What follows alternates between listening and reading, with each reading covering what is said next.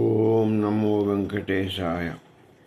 ఓం నమో సీతారామచంద్ర పరబ్రహ్మ స్వరూపిణే నమ. ఓం నమ శివాయ. మనం ఈరోజు ఉపశమన ప్రకరణంలో 7వ అధ్యాయాన్ని తీసుకుంటున్నాం. 7వ ప్రకరణలో ఏంటంటే స్వామి చెప్పేది ఒకటే మాట. దీని పేరే ఉపశమన ప్రకరణం. ఉపశమం అంటే మనస్సు ఉపశమించాలి, అంటే మనస్సు శాంతపడాలి. అదే సబ్జెక్ట్ ఇది మొత్తం అని చెప్తున్నాడు. అంటే దీని ప్రాముఖ్యత ఎంత ఉందో ఆలోచించుకోండి. మనసు శాంతపరచడానికి ఒక అధ్యాయం మొత్తం కేటాయించారు స్వామి దీనికి. అంటే ఈ మనసు శాంతి పడడం అనేది అంత ఇంపార్టెన్స్. అది ఇంపార్టెన్స్ కాదు, అది ఆయువు పట్టిది. ఈ వస్తగీతకి ఆయువు పట్టలాంటిది. ఎందుకంటే చూడండి, ఉపస్థితి రహిత మనస్సు, మనకు ఉపస్థితి ఇంకా రాకుండా ఉన్నటువంటి మనసు కనుక మనకు ఉంటే మాయావసరం అయిపోతాం. మనం ఉపస్థిత మనస్థితిని సాధించలేకపోతే మాయావసరం అయిపోతాం అని చెప్తున్నాడు స్వామి. మీరు ఇంకా ఉపశమనం ఇంకా మనస్సును శాంత ఉపశమనంలో ఉంచలేకపోతే, అది ఉపశమనం సాధించలేకపోతే మీరేమవుతారు? మాయావసరం అవుతారు. మాయావసరం అయితే అయ్యారంటే మొత్తం మీరు మాయలో పడిపోయారు. మాయలో పడుతుంది తెలిసింది మాయ సంగతి. అది మంది మొదలదు. మాయ అజ్ఞానం, అవిద్య. కాబట్టి అది మాయలో పడితే మనం బయటికి, అది ఒక పెద్ద సులువును ఊబి, అందులో పడితే మనం బయటికి రాదు. అందుకొకనే మన మనస్సుని ఉపశమనింప చేయాలి అని చెప్తున్నాడు. ఉపశమన మనస్సు అది ఉపశమనం ఉంచుకుంటే నువ్వు అప్పుడు బ్రహ్మస్వరూపంలోకి వెళ్ళిపోతావు.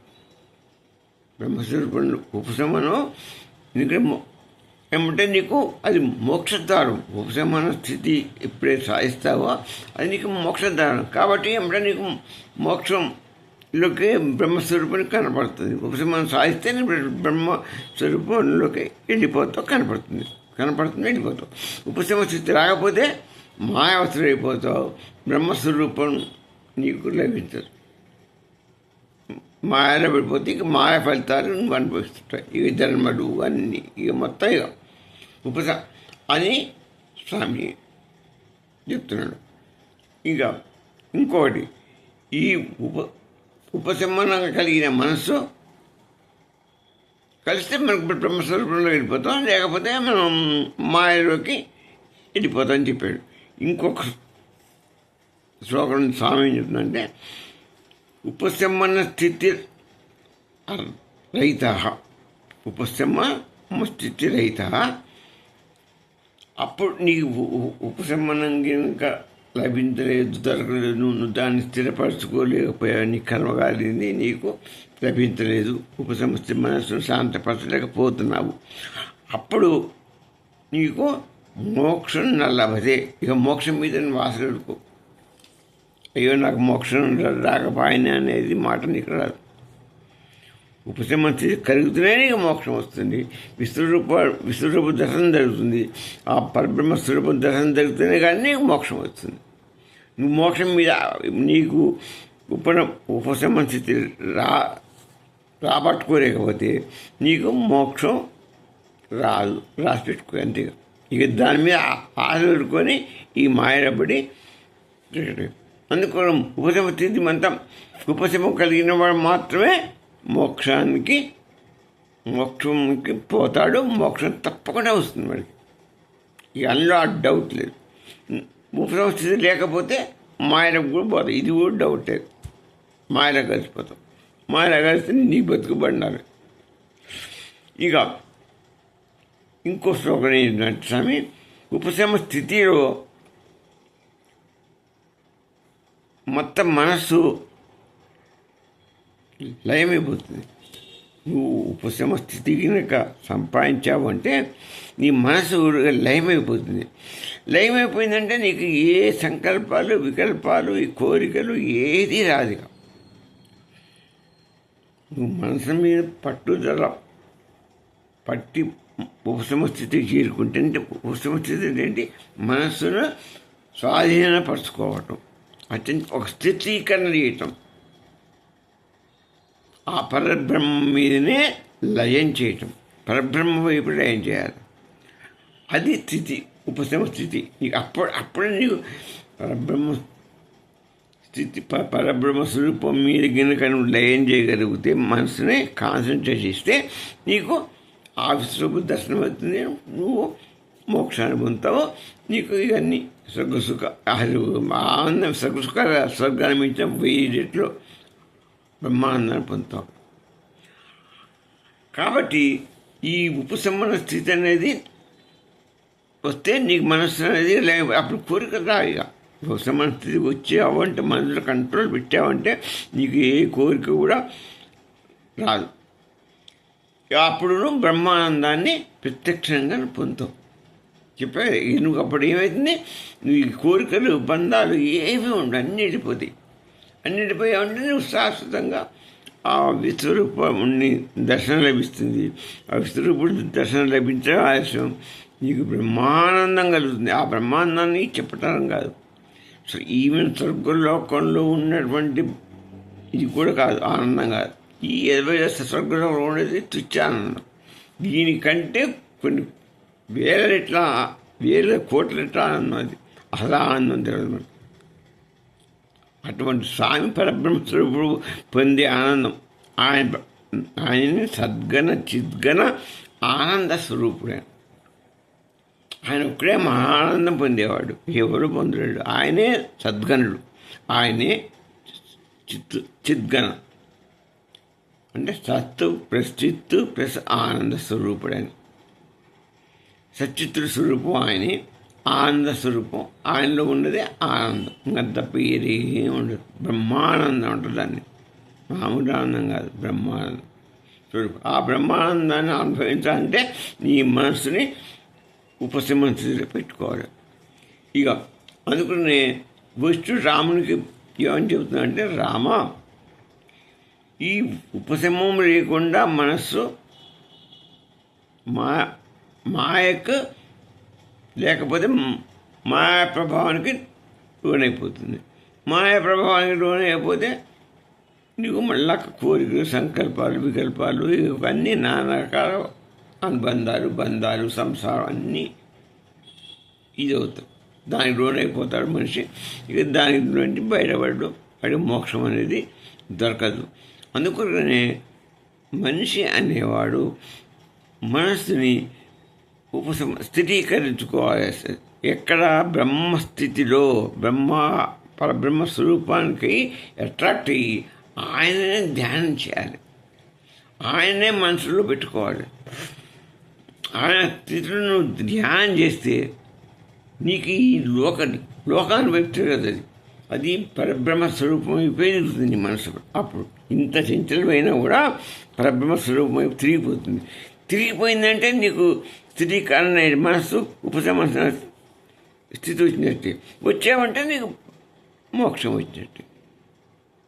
కాబట్టి మనం పరబ్రహ్మ స్వరూపాన్ని ఎప్పుడు సదా మనం దాన్ని ఏమంటా అంటే 24 గంటలు చింతిస్తూనే ఉండాలి ఆయన. ఎందుకంటే మనసు ఆయన చింతించకపోతే లోకం మీద మళ్ళుతుంది. అందుకు ఇటు మరలకుండా ఉండాలంటే అటు తిప్పాలి. అది తిప్పాలంటే 1 నిమిషం 2 నిమిషాలు కాదు, నీకు వీలైనంత సార్లు, వీలైనంతసేపు హరినామస్మరణ, ఆ విశ్వరూపుడి యొక్క పరబ్రహ్మ స్వరూపుని యొక్క ధ్యానంలో నిమగ్నమై ఉండాలి. మనసు ఉంటే నీకు ఇటువంటి ఇది రాదు. అందుకనే ఉపశమనం అంటే ఏంటి? మనస్సును లయం చేయాలి. అంటే దానికి ఇటువంటి కోరికలు, ఇటువంటి సంకల్పాలు అవన్నీ రాకుండా చేసుకోవడం. మనసు లయం, శాంతిని పొంది అప్పుడు మనసు శాంతి పడుతుంది. ఆ శాంతి వచ్చిన తర్వాత నీకేమైంది, బ్రహ్మస్వరూపంలో లీనమైపోతాం. ఇది ఉపశమనం అంటే. ఇక ఈ ఉపశమనం ద్వారానే మనకి మోక్షం లభిస్తుంది. ఇది ఉపశమ స్థితి మోక్షానికి ద్వారం కాబట్టి నీకు బ్రహ్మస్వరూపం కూడా వస్తుంది. ఇక ఉపశమం అనేది మనం చేసే సాధనలు అన్నిటికంటే అప్పర్ దశ. ఇక దాని తర్వాత నిష్ట మోక్షమే. కాబట్టి ఈ ఉపశమన సంప్రదాయ ప్రజ్ఞానం, ఈ సంప్రదాయం మనం నేర్చుకోవాల్సిన సంప్రదాయంలో ఏంటి, ఉపశమ స్థితి సాధించడమే మన గోల్ అనేది. మనం బతికుండగా దాన్ని సాధించాలి, చివరి దశలకైనా సాధించాలి, అందులో లీనమైపోవాలి. ఈ ప్రపంచంలో మనం ఉండకూడదు. కాబట్టి నువ్వు దాంట్లో చివరికైనా నీ చివరి దశలో అయినా నారాయణ అమన్నారనుకుంటున్నాయి. నువ్వు చివరి దశలో అయినా నారాయణ అంటే ఆయన నీకు ముక్తిని ఇస్తా అంటున్నాడు. అందుకని నువ్వు పట్టుదలగా 24 గంటలు ఆయన్ని స్మరించుకోరాదు. ఎందుకు ఈ పాడబడ్డ మనసు, ఈ లోకంలో ఉన్నటువంటి ఈ అశాశ్వతమైన వస్తువుల మీద మనకు మనసు పెట్టి మనం పాడు చేసుకోవడం కంటే ఆ భగవత్ స్వరూపం మీద, విరాట్ స్వరూపుడి మీద మన శాంతిని లగ్నం చేసుకోవాలి. ఒక శ్లోకం చూద్దాం మనం.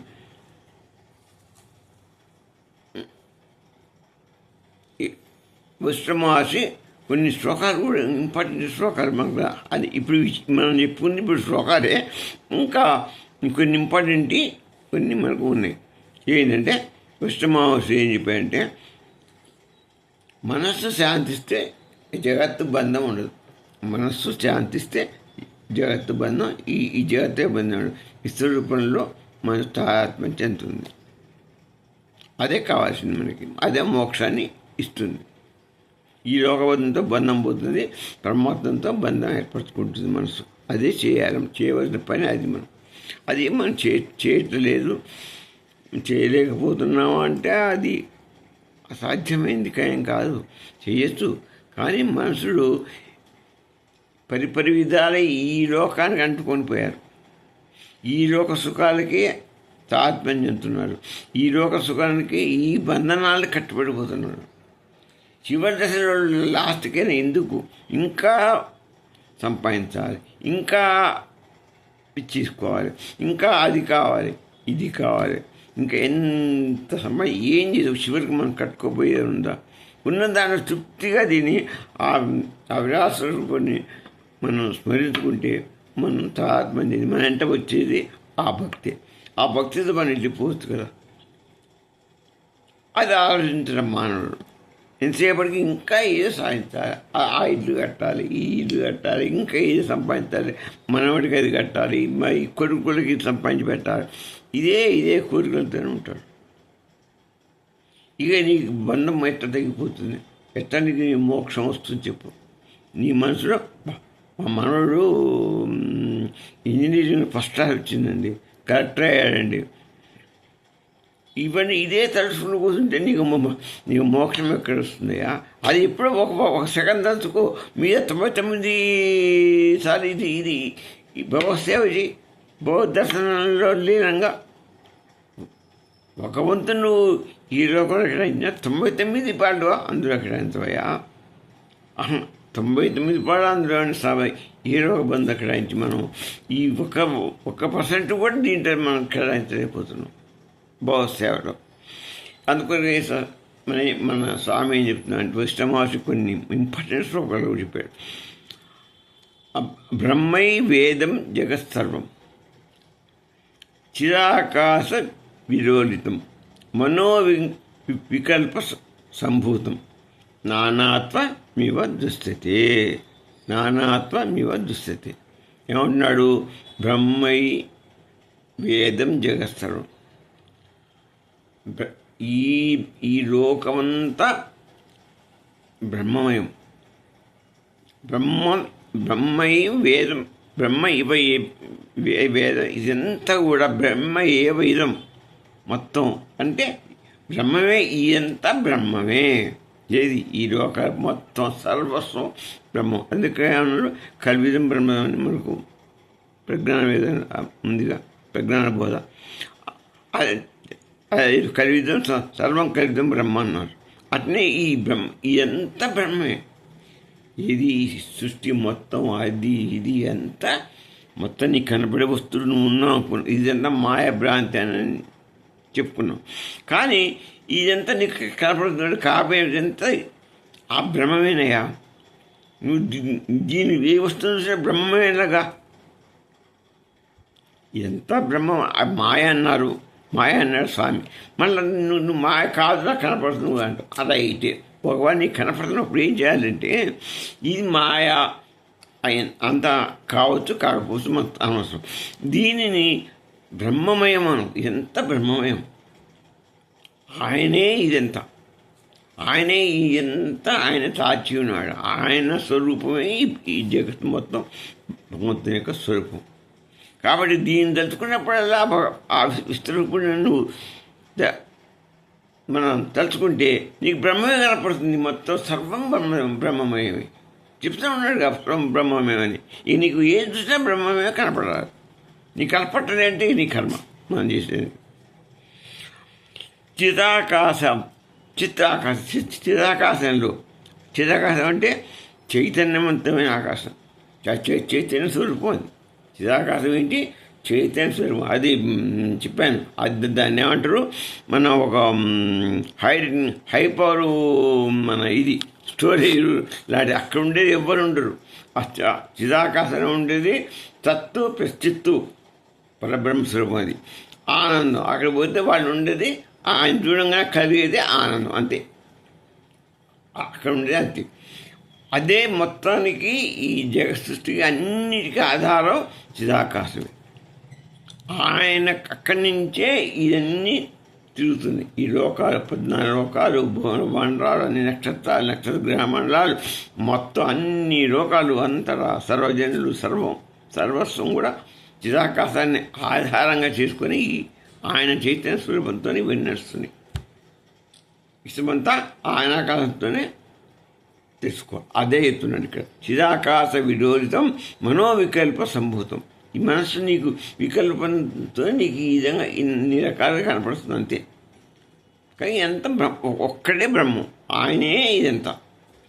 అన్ని లోకాలు, ఇది ఒక్కడే కాదు, అన్ని లోకాలు అది మన విగ్రహం. ఈ సంబుద్ధి నానా భిన్న స్వరూపంగా కనపడుతుంది. ఇదంతా భిన్నంగా లేదు, ఒకటే ఉన్నది పరబ్రహ్మ స్వరూపం. ఈ జగత్తంతా పరబ్రహ్మ, అన్ని లోకాలంతా కూడా పరబ్రహ్మ స్వరూపంలోనే ఉన్నాయి. కాబట్టి ఉన్నది 4 వస్తువులు లోపల మన లివరు అవి ఇవన్నీ ఉన్నాయి. ఎన్ని కలుపుతానుగా నేనుగా 4 ఉన్నప్పుడు ఉన్నది ఎన్ని ఉన్నాయి. లివర్ వేరే ఉంది, అది వేరే ఉంది, ఇది గుండె వేరే ఉంది అనేది కాదుగా. నేను ఒక్క మనిషిని, అంతే. మనిషి ఆకారంలో ఉన్నాయి. ఈ జగత్తంతా ఆయన ఆకారం, ఆయనలోనే ఉన్నాయి. ఆయన లోపల ఓ లివర్ అనుకోండి, అది అనుకోండి, ఇది అన్ని భాగాలు ఆ పరమాత్మ. ఈ స్వరూపం అంతా ఆయన స్వరూపమే. ఆయనలో ఉన్న భాగాలే ఆయన స్వరూపమే ఇది. కానీ ఇప్పుడు ఇంకొకరు లేడు అనుకునే ఒక్కడే వస్తువు ఉన్నది. ఆదిలో ఉన్నది ఒక్కటే వస్తువు. ఆ ఒక్కటి 1000 భాగాలుగా అయిపోయింది. 1000 ఇన్ని భాగాలుగా అయిపోయింది. ఎట్టయితుందంటే ఒక చెట్టు ఉంది, మొదట ఒక్కటే ఉన్నది. ఇతర మీద ఒక చెట్టు వచ్చింది, పెద్ద శాఖలు కొమ్మలు అనేక రకాలు పెరిగింది. ఆ తర్వాత నీకు అది ఏమైంది, పెద్ద పెద్ద వృక్షాలు వేస్తే దాని కొమ్మలన్నీ ఒక్కొక్క ముద్దులుగా తయారైన శాఖలని, ఆ ముద్దులన్నిటి కట్ చేసావు, దాంట్లో అన్ని బొమ్మలు తయారు చేసావు. ఇన్ని బొమ్మలేని చాలా, ఒక్కొక్క కొమ్మకి ఒక 100 బొమ్మలేని, అట్లా అన్ని కొమ్మలు కలిపి 1000 బొమ్మలే, 2000 ఎన్నైనా చాలా బొమ్మలు రకరకాలుగా చిత్రంగా నువ్వు తయారు చేసావు ఆ ఒక చెట్టు నుంచి. ఇప్పుడు ఆ చెట్టు లేదు, ఉన్నదేంటి? ఈ బొమ్మలు ఇన్ని రకాలు 1000 రకాల ఆకృతితో కూడుకున్న వస్తువులు ఉన్నాయి. ఇవి నువ్వు వీటిని చూస్తున్నావు. ఈ 1000 రూపాయలు చూస్తే ఇదే ప్రపంచం, ఇవన్నీ ఉన్నాయి కదా. ఎట్లా నేను కాదంటావు, ఇదంతా ఒకటే అంటే ఎట్లా అంటే దానికి ఎవరు చెప్పాలి సమాధానం. అసలు ఇదంతా ఒకటేరా, ఒక చెట్టులోని భాగాలు. ఆ స్వామే ఉన్నది ఒకటి, ఆయనే చెట్టు, ఆ చెట్టులోని భాగాలే ఇవి. అదే చెప్తున్నాడు, అది తెలుసుకోవాలి మనం. ఆ చెట్టు నుంచే వచ్చినాయి కాబట్టి ఉన్నదేంటి ఒక చెట్టే, అదే పరబ్రహ్మం. అందులోని భాగాలు ఇన్ని నువ్వు తయారు చేసావో అన్ని రకాలు తయారు, ఆయన ఎన్ని రకాలు తయారు చేస్తే అన్ని రకాలుగా జగత్తు మొత్తం తయారైపోయింది. అది తెలుసుకోవాలి. ఈ పాయింట్ తెలుసుకుంటే నీకు సృష్టి అర్థమైపోతుంది. ఇక ఈ మనసు వికల్పాల వల్ల మాత్రమే ఇదంతా ఏర్పడేది. నేను, నువ్వు, ఇది ఇది అది తర్వాత అనే భేదం అన్నీ కనిపిస్తున్నాయి. ఇప్పుడు నేను చెప్పింది అంత అర్థమైంది కదా. ఏంటి? నేను, నువ్వు, ఈ వస్తువు, ఆ వస్తువు, ఆ వస్తువు, ఈ వస్తువు, ఇట్లా రకరకాల వస్తువులుగా భిన్నంగా తయారైనట్టుగా ఈ లోకం కనపడుతుంది. కానీ ఉన్నది ఒక పరబ్రహ్మమే అని నువ్వు తెలుసుకుంటే నీకు మనసు శాంతపడుతుంది. మనసు చిత్తం శాంతపడితే నీ మిగిలింది ఏంటి? ఎన్ని ఒక చెట్టు నుండి వచ్చినాయి, ఆ ఒక్కడే ఆయనే పరబ్రహ్మమే అని నీకు గినక అది గినక నీకు స్థిరమైపోతే నీ మనస్సు శాంతిస్తుంది. నీకు స్థిర ప్రకరణం ఉపశమనం మిగులుతుంది. తిరిగి నీకు బ్రహ్మస్వరూపమే కనపడుతుంది. అన్నిట్లో బ్రహ్మస్వరూపమే ఉంది. అన్నిట్లో ఆ చెట్టు యొక్క భాగాలన్నీ అట్లే మొత్తం దాని యొక్క రూపాలేగా. కాబట్టి ఉన్నే ఒక్కటి, ఆ ఒక్కటే సర్వజ్ఞుడు అయిన పరమాత్మ స్వరూపుడు. కాబట్టి అది చెట్టు కనపడలేదు.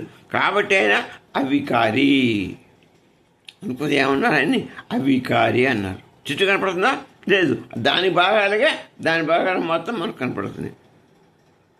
ఇది జగత్తు. ఇది మాయరా. అసలు ఉన్నది ఆయనే. ఆయన కనపడ్డు. వచ్చిన గోలేని ఆయనే ఇన్ని రూపాయలుగా మారాడు. కానీ అసలు మనకు అర్థం కావట్లేదు. వీటిని చూసి ఇది వాస్తవం అనుకుంటున్నావు. అసలు చెట్లు లేదంటున్నావు. అసలు దేవుడు అనేవాళ్ళు లేదంటున్నావు. అసలు ఇవి నాకు కనపడుతున్నాయి ముక్కలు. ఆ చెట్టు నుంచి వచ్చినాయి అంటే అని అంటే మనం ఏం చెప్తాం? మనం అది అది ఇదే రహస్యం. ఇదే చిదంబర రహస్యం.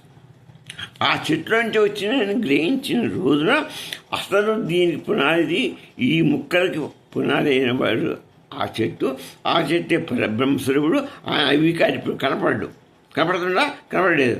ఆయన ఉండే చిదాకాశంలో ఉంటాడు. ఆ ఆకాశంలోంచి ఎంత నడుస్తుంది.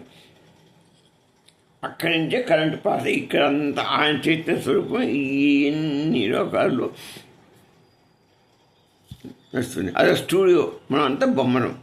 అదే ఒక పెద్ద ఒక స్టూడియో, ఈటీవీ స్టూడియో లాంటిది. ఆయన అక్కడ ఏది ఇస్తుంటే అక్కడ ఏ యాక్షన్స్ చేసి ఏ పాత్ర పెట్టి ఏది నడిపిస్తుంటే అది ఇక్కడ మనకి చూస్తూ కూర్చొని మనం డ్యాన్స్ చేస్తున్నాం.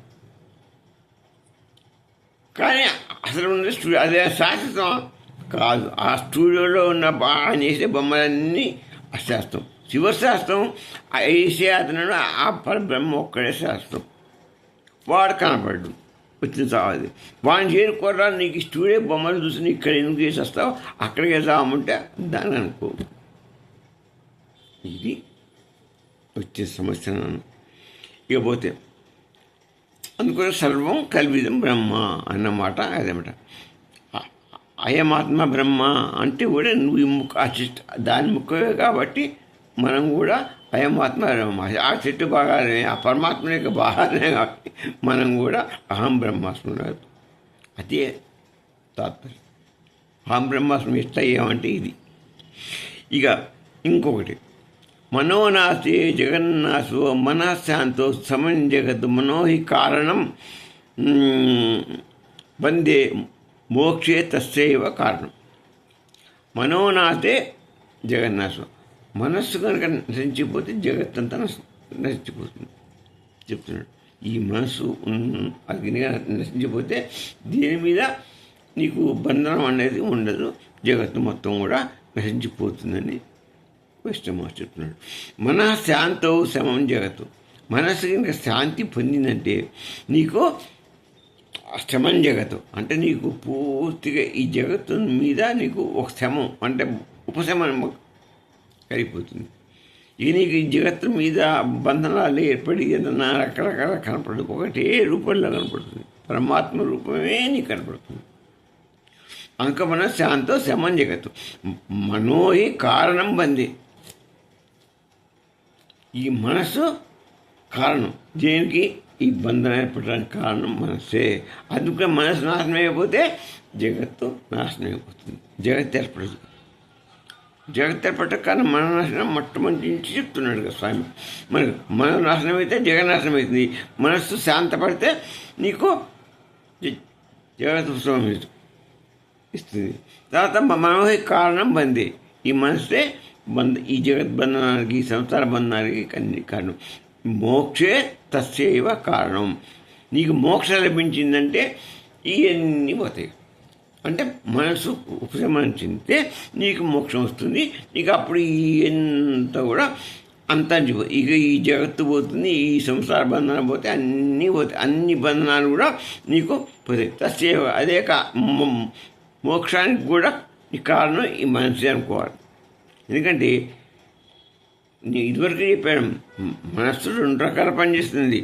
ఇటు జగత్తుతో తాదాత్మ్యం చెందితే జగత్ తాదాత్మ్యం ఏమవుతుంది, నీకు బంధనం ఏర్పడి సంసారం ఇదంతా ఏర్పడుతుంది.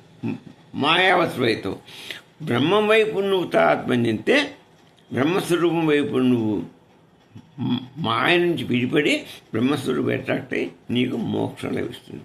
ఇక నువ్వే నేర్చుకోవాలి, ఇటు మాయకే బాగున్నా అటు పరమాత్మకే బాగున్నా అనేది డిసైడ్ చేసుకునేది నువ్వే.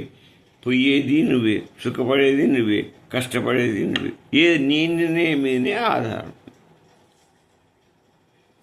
అని విశ్వామిత్రుడు వారు చెప్తున్నాడు. ఈ వాసనలు, సంకల్పాలు, వాసన వల్ల సంకల్పం వస్తుంది, అంతే కదా. మనసు వాసనల వల్ల సంకల్పం వల్ల జగత్తు ఏర్పడుతుంది, ఎన్న బంధనాలు ఏర్పడతాయి. అట్లా అహంకారం వస్తుంది. ఇప్పుడు సంకల్పం వస్తే అహంకారం, నేను చేయాలి, నేను నదులు పుడతాయి.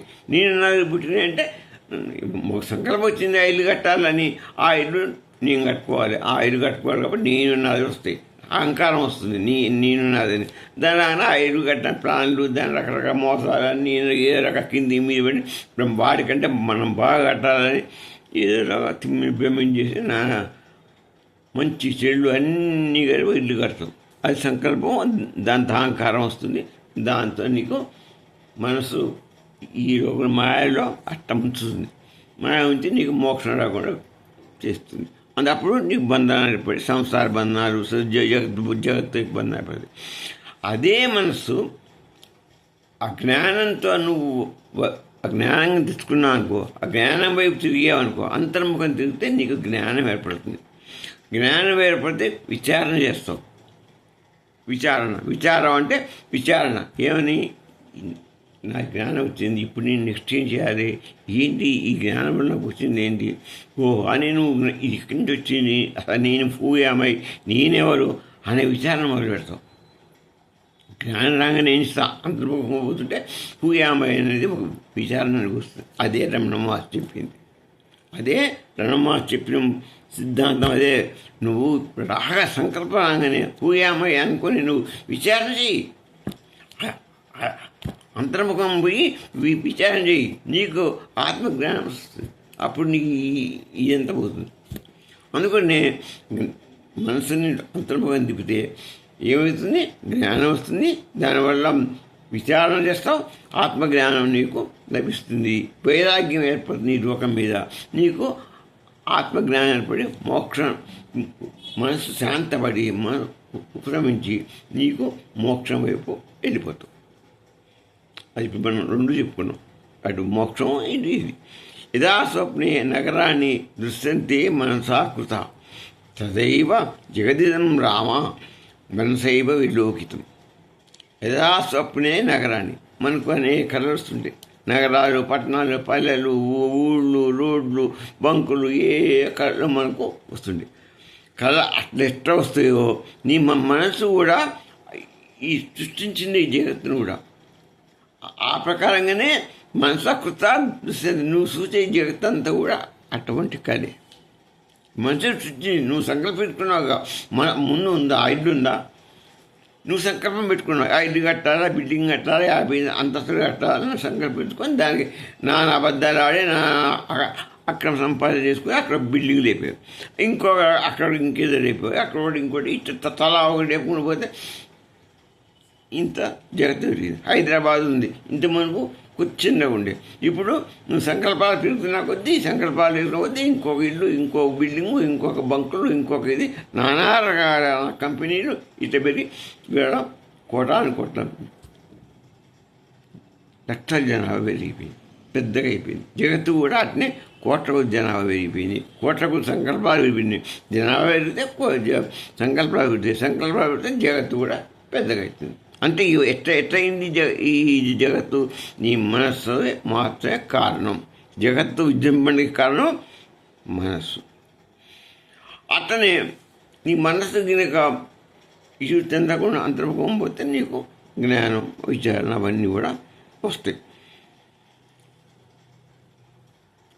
చిత్తశాంతి పరాముక్తి, చిత్తచంచలంత బంధ, చిత్తస్థైర్య చిత్తం బ్రహ్మ, తత్రైవ పరమం పదం. చిత్తశాంతి, మనశ్శాంతి, పరాముక్తి, అదే పరమోక్షం చెప్తున్న స్వామి. చిత్తశాంతి పరాముక్తి, చిత్త చంచలత బంధ. చిత్త చాంచల్యం పెట్టుకుంటే మనసుకు చంచలత్వం చెందితే బంధనాలు ఏర్పడతాయి. చిత్తస్థైర్య చిత్తం బ్రహ్మ, చిత్తాన్ని స్థిరత్వంలో ఉంచుకుంటే జ్ఞానం వచ్చి నీకు బ్రహ్మ స్వరూపం కనపడుతుంది, ఆత్మ కనపడుతుంది. చిత్తాన్ని ఈ ప్రపంచానికి కాకుండా ఆ జ్ఞానం సంపాదించుకుంటే, చిత్తాన్ని తిప్పి అంతర్ముఖం చేసి జ్ఞానం సంపాదించుకుంటే, బ్రహ్మతత్వం తెలిసి బ్రహ్మజ్ఞానం సంపాదించుకొని నీవు మోక్షాన్ని చెందుతావు. అది చెప్తున్నాడు. ఈ చిత్తశాంతి మనశ్శాంతి, పరాముక్తి పరమోక్షం. చిత్త సంచలత, మనస్సు సంచలిపోతే పోతుందంతా. మనస్సు చిత్తస్థైర్యే బ్రహ్మస్థితం. చిత్తంగా స్థైర్యంగా ఉంటే బ్రహ్మస్థితిని కలుగుతుంది. తత్రైవ, అక్కడే నీకు పరమపదం మోక్షం లభిస్తుంది. ఎక్కడ? బ్రహ్మస్థితిలో నువ్వు ఉపశమన స్థితికి పోతే నీకు మోక్షం వస్తుంది. ఆ స్థితిలో నీకు పరమపదం అంటే బ్రహ్మానందాన్ని కలుగుతుంది. విష్ణుబోధ చేసింది ఏంటంటే మోక్షం ఎక్కడ లాస్ట్ నేను చెప్పేది ఏంటంటే, ఏ ఋషులు భగవంతుడు శ్రీకృష్ణుడు కానీ, ఆఖరికి ఈ రోజున వశిష్ఠ మహర్షి కానీ, రామచంద్రమూర్తి కానీ, ఇదంతా మనకు చెప్పేది ఏంటంటే, ఒకటి ఏంటంటే మోక్షం ఎక్కడో లేదు, నీ మనస్సులోనే ఉంది మోక్షం. ఎక్కడుంది? నీ మనస్సులో ఉందయా. నీ మనస్సుని ఇటుపోయి బాహ్య ప్రపంచంలో తిప్పితే నీకు మాయలు పడిపోయి ఇందు చిక్కుని నీకు మోక్షం రాదు. అంతర్ముఖంలో తిప్పుకుంటే, దీన్ని బయట రానికుండా అంతర్ముఖంలో తిప్పుకుంటే నీకు బ్రహ్మజ్ఞానం అన్నీ వచ్చి నీకు మనస్సు స్థిరపడి నీకు ఆ బ్రహ్మ మీదనే స్థిరపడుతుంది. నీకు పరమశాంతమైపోయి ఆ బ్రహ్మాండ స్వరూపం కనపడితే నీకు మోక్షం బ్రహ్మానుభూతి కలుగుతుంది. నీకు బ్రహ్మానుభూతిని బ్రహ్మాండం కలుగుతుంది, మోక్షం చెందిపోతాం అని చెప్తున్నారు స్వామి. యదా న సంకల్పో నచ వికల్ప, శాంతం చిత్తం నిరామయం తదా బ్రహ్మని తిష్టంతి జీవన్ముక్త మహామతి. ఏమంటున్నాడు? యదా న సంకల్ప నచ వికల్ప, ఎప్పుడు సంకల్పం లేదు, నా వికల్పం కూడా నీకు లేదు, అప్పుడు ద్వంద్వభావం కూడా నీకు లేదు. అంటే జగత్తు మీద నీ మనసు పోవట్లేదు. శాంతం చిత్తం, అప్పుడేమవుతుంది? శాంతం చిత్తం అవుతుంది, చిత్తం శాంతమవుతుంది. శాంతం చిత్తం అంటే చిత్తం మనస్సు శాంతపడుతుంది. ఎప్పుడు? నీ సంకల్పం లేకుండా వికల్పం లేకుండా ఉన్నప్పుడు మనస్సు శాంతపడుతుంది. మనస్సు శాంతపడి ఏమవుతుంది? జ్ఞానం కలుగుతుంది, విచారణ కలుగుతుంది. నీకు విచారణ కలిగితే నీకు ఆత్మ దర్శనం అవుతుంది. ఆత్మ దర్శనం ఏంటంటే నీకు స్థిరీకరణ, ఉపశమనం నీకు చెందిపోతావు. మనస్సు ఉపశమనం చెందుతుంది, స్థిరీకరణ బాగానే ఉంటావు. అప్పుడు బ్రహ్మస్వరూపం నీకు కనపడుతుంది. అప్పుడు నువ్వు జీవన్ముక్తుడు అయిపోతావు. జీవన్ముక్తి తదా బ్రహ్మనిష్టంతే, బ్రహ్మస్వరూపం నీరు తిష్టవిసుకుంటుంది. జీవన్ముక్త, నువ్వు జీవన్ముక్తుడివి అయిపోతావు. మహామతి జ్ఞానవంతుడివి అయిపోతావు. గొప్ప జ్ఞానివి, గొప్ప యోగివి అయిపోతావు. నువ్వు యోగి అయిపోయావంటే నువ్వు ఆ భగవంతుడు లీనమైపోయినట్టే. ఆయన నీవు ఈక్వల్. మహాజ్ఞాని అన్నా యోగి అన్నా, యోగి అయ్యావంటే నువ్వు స్వామి అయిపోయాడు. స్వామిలో పరమాత్మలో లీనమైపోయినట్టే. నీకు పరమాత్ముడికి నీకు తేడా ఏమీ ఉండదు. అందులోనే ఉండి ఆయనలాగానే, ఆయన ఎంతటి బ్రహ్మానందాన్ని అనుభవిస్తున్నాడో నువ్వు కూడా బ్రహ్మానందాన్ని అనుభవిస్తావు. ఈ వాటి ఎపిసోడ్ ఇంతటితో సమాప్తం. తిరిగి రేపు మనం కలుసుకుందాం. ఓం నమో సీతారామచంద్ర పరబ్రహ్మస్వరూపాయ నమః. సర్వే జనో సుఖినో భవంతు.